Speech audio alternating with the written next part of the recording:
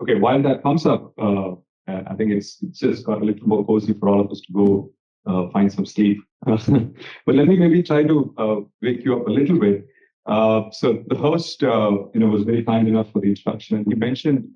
Okay, yes. This is. How does it move on? Yeah, pointer. Okay. All right. Okay, so he mentioned that I'm in the business of harnessing entrepreneurial innovation and venture capital to transform industrial, sovereign, strategic sectors. That is what actually underpins what I'm going to be talking about. But before I get to that, a quick question that maybe I can get you all excited about. Is Tesla an automotive company? Show of hands. Show of hands. Okay. So what company is Tesla? Because it sells cars. It sells cars. So it's not an automotive company. All right. Tesla stock hit its highest. Tesla's market capitalization, a car company, sir, a single car company's market capitalization was more than the next 19 automotive car companies' market capitalization put together. Why is the market giving such a premium to one car company? Because it's not a car company. It's a tech company. It's a tech company in the automotive business. So is Amazon a retail company? Same pattern. Yep. Yeah. Is Netflix an entertainment company, a media company? Right? So a winning company in any business, in any industry, is a technology company in that business, in that industry. That's already the present. Right? So JP Morgan, the chairman of JP Morgan, a couple of years, he said, I'm a technology company with a banking license. That's the future. Right? So if we are talking about the transformation of India's military industrial complex, the transformation of India's military industrial complex, and I think the answer lies in the fact that it should become a technology enterprise in the deterrence and warfighting business. Right? So that's how I look at it. Right? So we can't be a car company and win in the automotive company business anymore. So we have to become a technology enterprise in the warfighting business. And today it's no longer defense and deterrence. It's in the Trump world, he changed it from Department of Defense to Department of War. I don't think we're hiding behind euphemism anymore. Right? We're just up front in your face, and we are saying we're in the warfighting business. Right? So that really is what underpins. So if we have to transform, right, our defense industrial complex, military industrial complex, and we've got to make it a technology enterprise. And which is where I think, the startups and venture capital should be harnessed. Let's just, so how I'm going to tie this all together is I have very little to offer. I feel, sir, like I walked into a room full of, players, champions, coaches, selectors. I'm like the commentator that just got a wild card entry into a room full of experts. Right. So I'm not going to get too much into, the topic of the day. By the way, I think I have resolved the problem. Right. There was this. Is it MDA? Is it UDA? I'm calling it MUDA. Right. I'm calling it Maritime Underwater Domain Awareness. Right. So that's just going to be my sort of layman of this whole topic. Right. Okay. Now, why should we transform our industrial complex? There are actually two reasons. One, of course, it is a strategic imperative. Second, it's possibly the largest decade of economic opportunity for India. Now, this is the changing, world order. So post-World War, we had one superpower, right? And they mostly supplied defense and deterrence to the rest of the world. They waged and won most wars. They lost a few in between. Now that world's oldest democracy is no longer acting like a democracy. If anybody hasn't guessed which country I'm talking about, you really have to wake up. Right? Now, look at what's happening. NATO, the European Union, the countries decided at The Hague that 5% of NATO's European Union's GDP is going to be used for the rearmament of NATO. Now, we know how NATO stockpiled. Most of it was either sponsored by US or was sold by US, right? Now, US is no longer saying, well, I will do proxy wars. No, you got to buy my stuff. And it's prohibitively expensive. And Europe is broken to their bones. So who supplies to European Union's rearmament? Who's going to be that trusted, democratic partner? Right? I can't see anybody other than India. Right? Now, what's happening to the Quad? So the Quad was formed, the navies, and I'm sure Admiral Sir here was very key in the signing of the four Quad navies. Right now, Japan, Australia, well, I don't know if it's Quad anymore. I mean, you've got to seriously ask if the AUKUS program is going anywhere at all. Right, so it's going to be just Japan, Australia, and India, and you've got to keep the Chinese, behemoth honest in the Indian Ocean region. We spoke about how the last maybe several decades belong to the Asia Pacific, but the next couple of decades is definitely going to belong to the Indo-Pacific. The Indian Ocean region is possibly going to see 2/3 of the commerce for the next 2 decades. So we've got to have a say. We've got to have an influence in the Indian Ocean economic region, which means we need to, help Japan and Australia get their act together. So who's going to supply either the advanced futuristic military technologies to Japan? Look at the long tail of the global south, the hundreds of nations. That's an opportunity. Who's going to be that trusted partner that they will come to? We're already seeing movement in Indonesia, Morocco, Egypt, Brazil, Argentina.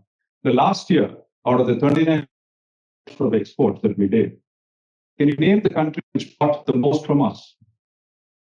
Armenia, sir. Right? So the eastern flank is already pivoting towards us, the Eastern European flank, right? So the world order is basically changing, to India being the pivot, right? And what does it look like in terms of aggregate market opportunity? So I put together, so this is of course 6 months of bottom-up research, a lot of time spent into putting this together. So I'm basically saying the global aggregate is about $680 billion. So the addressable demand is about close to a trillion. And if I go by the last year, couple of years of track record in terms of how much of budgets, which is what's called the capital pool, the capital pool, into approvals, and how much of those approvals have actually translated into orders. And if I project that over the next, say, 7 to 10 years, right, 25, 26 to about 34, 35, right, the next 9, 10 years, we're looking at close to about $680 billion, of which India's demand will be about $58 billion. Right? Now, what are these militaries going to be buying? Are they going to be buying more tanks, more frigates? Of course, they're going to be buying a little bit of those, but what's the real premium product that's going to get into each of those things that they're going to buy with this amount of money? So I call these the five capability thrust areas. And I've broken that number, $684 billion, down to these 5 capability thrust areas. And I'm sure for this audience, you have it there, maritime domain superiority. Right? In fact, there's also something called the domain awareness and sensor grids, which actually combines space domain awareness and maritime domain awareness. And that's what Sir was helping when he said, we need that full cylinder, right? All the way from stack to the space, all the way down to Mariana Trench, right? So this is business. This is the opportunity that's staring, in front of the industry, right? Now, what I also did is I looked at 10 critical technology domains. And I did the same mapping, right? And I said, the same $684 billion, how does it map to technologies, right? Now, you take any one of them, all the way from multi-sensor fusion down to edge AI, sovereign compute. 9 out of these 10 critical technology domains are already fielded capabilities in one of the other theaters of conflict in the world somewhere. It's no longer futuristic, that's the point. They're already here and now, which means the market is moving. And this is the opportunity that we're looking at in front of us, right? So the largest strategic imperative, the way I would like to position this, is that we're talking about strategic autonomy. Largely for the last couple of decades, that's been our global posture, is to be strategically autonomous, which is we will fight our own war. If we, I think, sir, there used to be a time when, I don't know, there was a joke apparently that when India went to war, about 90 countries went to war because we took so many suppliers along, right? So, no, that's changing because we don't want to be dependent, because the more dependent you are in strengthening and operating your military, the less autonomous you are when it comes to global posture. So I'm saying it's not just strategic autonomy, but if you have to go from independence to true influence, which means if we can actually sell globalized deterrence, then we actually can rise from autonomy to ascendancy. So that rise from strategic autonomy to strategic ascendancy is actually powered by the transformation of India's military-industrial complex. And that's where I go back to asking the question, can startups, entrepreneurs, and venture capital come together? Okay, time for another question. We're about population scale digital payments today. How many of you think we would have done that if RBI, that's State Bank, ICICI, HDFC, Axis, and said in the next 5-6 years, I want population scale, which is 500, 600 million citizens, to be on digital payments? Do you think we'll have done it? What got it done? Startups, entrepreneurial innovation. So basically, all of that Amazon, Tesla, all of that story that I gave, right? What's the core pattern behind? The pattern is this: the technology entrants go into supply technology to the incumbents. In other words, do you think HDFC Bank can buy that digital payment UPI stack of IT products and solutions, and can it transform itself? No. Industry can only modernize itself, and which is what Professor Clayton Christensen of Harvard said: you cannot disrupt yourself. Somebody's got to come and do the favor, right? So which means if I have to transform these industries, I have to let the tech entrant. So what do tech do? They come and reshape the way the business is operated. So they take it from the traditional business model to a tech enabled business model. And that's when it reshapes, it transforms. Now, does it mean we're asking for private military forces? No, we cannot privatize the deterrence of the military sector. We cannot. There is the other part of the military-industrial complex, which is the industrial complex. Can we transform that? I'm basically making a case. Generation will not be will belong to the new spaces, the cyber defenses, and the big bang booms. These startups who may be component level players today, but if they can mature up the ladder and go from component to subsystem to system to product to equipment and become industrial majors themselves, they are the ones who will actually rewrite the industrial part of the military-industrial complex, which means military has to, open arms and welcome these startups, because with them comes entrepreneurial innovation and venture capital, and that is why I started IDEX back in 2018, 2019.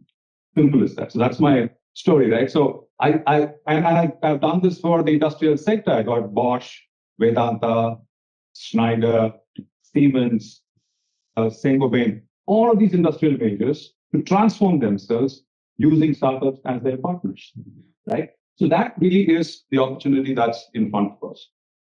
So for these two reasons, strategic autonomy to strategic ascendancy, both, and the largest decadal opportunity, we've got to transform. And how can we bring startups into the military to do that? But what's stopping them? I'll just quickly get to the next part of it, right? I'll skip all of this because I've covered this in a sense. So the transform complex. This is a representative set of how the transformed military-industrial complex will look like. So I put together 28 ventures, all the way from being a component level player to a product supplier to a capability integrator, a platform aggregator to a defense major. And on the y-axis, I'm showing how they actually scale through the globalization capability maturity ladder. So they go from being a domestic supplier to a domestic leader, regional exporter, defense market. And those same 10 critical technology domains and those 5 critical capability trust areas, we're looking at 28 portfolio companies. And this is what I call the sovereign arsenal. The sovereign arsenal. So the sovereign arsenal is not just one weapon, is not one technology, is this portfolio of tech, industrial, military tech, industrial ventures that we are presenting.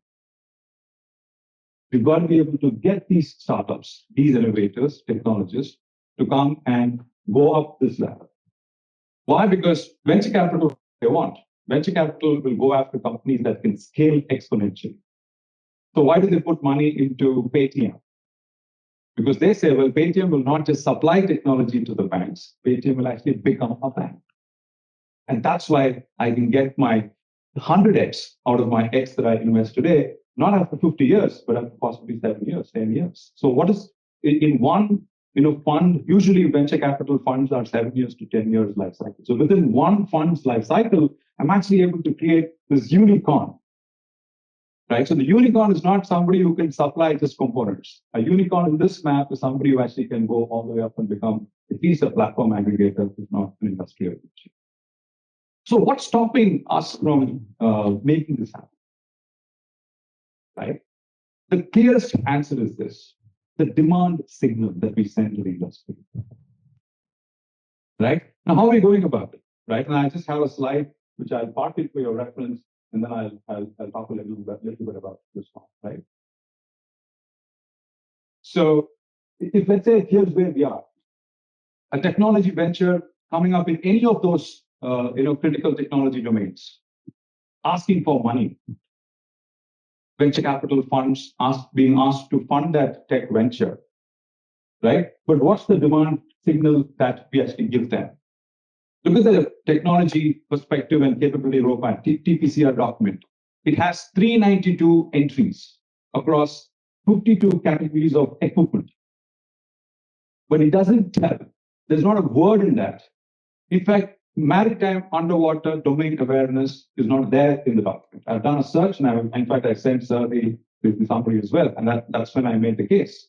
There's not a word. There's not a word perspective. Like UDA is not even put together, right? But I actually found that there are quite a few entries who actually will be required, equipment entries which will be required in some quantity or the other in order for us to realize the MUDA capability. Now, today, if the venture capital startup ecosystem is looking at this part, and they're looking at TPCR. Now, is TPCR giving you the demand signal that says, well, these are the capabilities. And if I break them down into technology domains, these are the technology domains that you guys should be investing, because in the next 3 to 5 years, when I get to the point when I am procuring or acquiring, your technology is mature. But if we miss this technology cycle again, then what we will end up with is emergency procurement, buy and make, which is buy, global. But so we want 100 units, we'll buy 10, import, and then we'll outsource that guy to give us a technology transfer, and then say, well, the remaining 90 will have to be made locally. So we will end up importing, we will end up indigenizing production, and then indigenizing product, which is when DRDO will come in. I'm plain speaking, DRDO will come in. When are we ever going to indigenize technology? Only when we send the signal 5 years ago to the venture capital and to the industry saying these capabilities map down to these technologies. So you guys could advance and mature these startups to a point where when I come for acquisition, indigenous technology is sound, military tested, FFMU, fit for military use certified. That's the signal that we have to send. So the way we define capabilities, right? I'm sure there are the ICDP, the Integrated Capability Development Plan, which is what actually I think upstream drives the TPCR. The TPCR is published, but the ICDP obviously is not published for classified reasons. But sir, I have a simple question. I thought we had to be secret about the quantitative size of our force, quantitative description of our force, because if we really think our adversary is not guessing what we have, what type of equipment we have, And I don't think it's a worthy efforts we are talking for us to be worried about. I think what should be really classified is the quantity. Are we going to buy X number, Y number, Z number of these types? The fact that we're developing these capabilities, I don't think should be a matter of classified, secret. ICTP gives the thought process for the national security. So maybe the culminates that could be shared. Correct. That's what assumption was that DPCR would be that. Correct. So if it is linked to the ICDP, then it would be correct. But then the language in which the TPCR talks right now. So essentially, what I have therefore been doing. So again, you got to keep in mind that I have gone through the IDEX journey of the last 7-8 years. I completely understand the points which you were mentioning in the morning about where the shortcomings are. But it's time that we have to fix it, right? And how we fix it, my proposal, therefore, and I've had the opportunity to work with CDS General Subramani for the last couple of months, is this concept I call the Defense Technology Watchtower, which is an upstream apex institution that does those 4 things in the title of my presentation, which is define, develop, acquire, and commission or operate capabilities. And what I'm pushing for, therefore, is one senior military officer, maybe at the level of a 3-star or above, who actually has that mandate, the budget, and the authority. And let that officer decide whether it's got to be a DRDO or TDF project, or it's got to be an Adanti project, or an IDEX project, or whatever else, or including emergency procurement. Let all of that value chain be operated by one person, one authority, one institution that reports directly to the CDS. That was my submission, and he was gracious enough to understand, and he said, well, why don't we go work with HQIDS? So I am now working with them to see if I can take one capability, and that capability is MUDA. So this is where I'm here today, right? Because I need the expertise from the experts that are assembled today, and the many, many more, to help us define this capability in a manner that we're able to map into emerging and futuristic technologies. And the sort of construct, the framework of how we define that capability is what I've done a little work about, and I'll quickly present. So this, by the way, is something I picked up from your concept note, right? And I thought it couldn't have, put my words from my mouth onto this one more aptly, right? The problem is institutional; it's not technical, right? And I'll just pick it up from right here. So this is sort of a quick framework that I'm proposing, right? So I'm basically saying, can we take MUDA, and can we actually define that capability in 2 parts? One is the capability construct, which actually breaks down what are the operational functions, one level, and then against those operational functions, what are those operating systems, which is your equipment, form.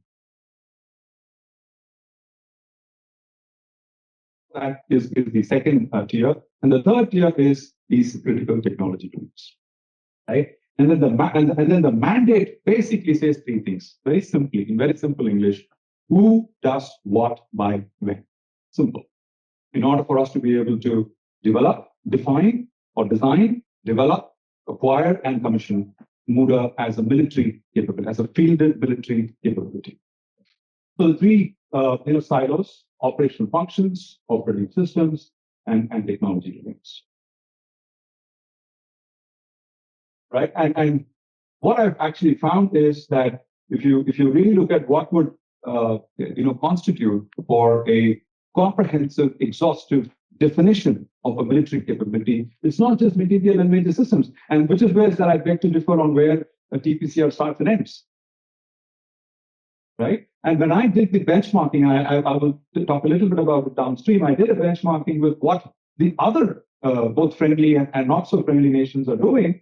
And I don't see any, shortcomings in terms of how much they disclose, right? If I were to look at in terms of just do a NATO to India comparison, I think we're about 2 to 10, when they're about 9 to 10, in terms of just how much you're able to put out. So if you were just to rank TPCR to whatever are those published interfaces from other nations, other regions, I think we're somewhere in the 2 to 3 out of 10. and they possibly are 8 or even 9 of them. That's a relative, sort of benchmarking that I'm able to do. Okay, so this is a bit of a busy slide. I'm really sorry. I didn't mean to overwhelm you with this one. But effectively, the way to read this is from the top down. So this is the MUDA capability construct. Like very, very, very sort of, how would I say, very abstract, right? So from the top down, so this is the capability outcome that I want to achieve, right? And then I break it down into, particularly I'm saying, what's the particular fielded capability over match, which is what gives me the edge with MUDA as a capability my adversary. So I think that's what matters, right? Because I'm a marketer, and to me, the only thing that matters is unique selling proposition. What gets you to win in the market vis-a-vis your competitors? And that's how we then go decide which feature to add, what cost to build it, and what price to sell it. Okay? And then you break it down into the operational functions and their parts. So 8 functions and the sub-functions, and then they get mapped one-to-one with the tier 3 where you have the component level the way to the platform level. And then comes the magic, which is which are those specific technology domains that we want those systems to come from in order for us to realize the sub-functions, the functions, and the ultimate capability. This is what I'm basically saying. We need the DTWT for the Defense Technology Work Strategy. So the 8 functions. And I've done some bit of documentation. I'll be very happy to share it with MRC. I've just sat on some very tall shoulders to get to where I am today. So I'll happily open source this. And if we can really get the experts to work this out, work this through, I think this would be amazing service we're doing for our motherland. So this is my benchmark. So if I basically broke down all of this and I benchmark it to how much of this is actually covered by the TPCR, this is it. So 4 out of the 38 are specified well enough. 9 are there, but not too detailed. 25 absent. Right? So I think, therefore, if I were to look at it from an industry's point of view, particularly venture capital, right? They're saying, is this market set to move, set to grow? And which means we're year after year, we're delaying the movement of venture capital into tech startups that are truly working on futuristic frontier technologies. I'll give you another quick headline that might just catch your attention.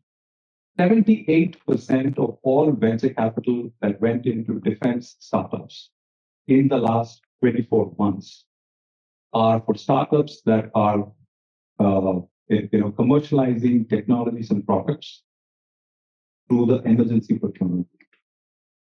What does it say? We're not putting money where the future is. Why do I need venture capital? To make a quick buck. I mean, I'm equally blaming venture capital here. I come from that industry. I'm saying, have you guys lost it? We're supposed to be the adventure capital. The word, the letters add is out. We're supposed to be, which means we're not just supposed to be patient capital or purpose capital. We're supposed to be courage capital. I mean, is this courage? I mean, what is courage is about putting money into companies that are already selling. I mean, banks are meant to do that, right? Where does venture capital have to put risk? Why is risk capital going into companies which have barely any risk, because they're already in the business of making money? So we've got it wrong as well, right? So I'm therefore saying, how do you put this together so that we actually, as a collective, a whole of nation approach, how do we actually make this work? So that's where I'm coming to this. So effectively, if I were to sort of architect this, how I've gone about this, 2 sides. One is I've done this military capability definition document. So I did it for another capability I'm calling FCDS, Formation Combat Decision Superiority. FCDS. I've taken FCDS as the specimen capability, and I did the MCDD, the capability definition, which is as specified, based on all of the inputs that are available from all of the open sources, from all of the nations, regions, military strategic affairs, think tanks, policy institutes, all of that. And against it, I said, okay, can we do a military capability evidence study? So what I did, I studied what FCDS is fielded in the Russo-Ukrainian war. for the last 4 years. So which is what I mean as fielded. And then I did a military capability closure assessment, which is basically, I did the difference between what the nations, and this does not include Ukraine, because Ukraine never had a time to specify the capability. They're a war fight, they're enemy at their doorstep, and they got to go figure it out, right? So Ukraine actually today is a standing example of what startups and venture capital can do to transform the military industrial complex. In 4 or 5 years, we've actually seen a real playbook, which is at the way implemented, right? So what this MCCA does is it does a diff basically between the as specified capability and the as fielded capability, and it comes back and tells where the difference truly is. And you know what was really, really refreshing for me to know? The difference in equipment was barely at all. But the real point is the organizational, the institutional aspect, which goes beyond, in other words, the doctrines of war, the strategies of war fighting, is where Ukraine, let's understand, they're barely a fighting force, right? So that's where the real gap is, which means, what does it mean for us as India? You've got the best of doctrines and strategies laid out, which means if we can just get the equipment part covered, we could be the most lethal, fighting force in the world in the future. That's the point. So I've done this for formation, combat, decision security. So the MCDD, the MCES, and the MCCA are available. Happy to share it with MRC and whoever else, right? And if we can just take this up, model MUDA after this, I think there's something very impactful that we can generate out of this exercises. So this is the watchtower. I'll just so the Maritime Research Center can be where that work begins. So I've just kind of taken the liberty to do these 4 steps of what the next engagement with MRC can be. Happy to support this and take it forward. I'll leave it with this. And thank you very much for the patient listening. I hope I haven't taken too much time. Thank you.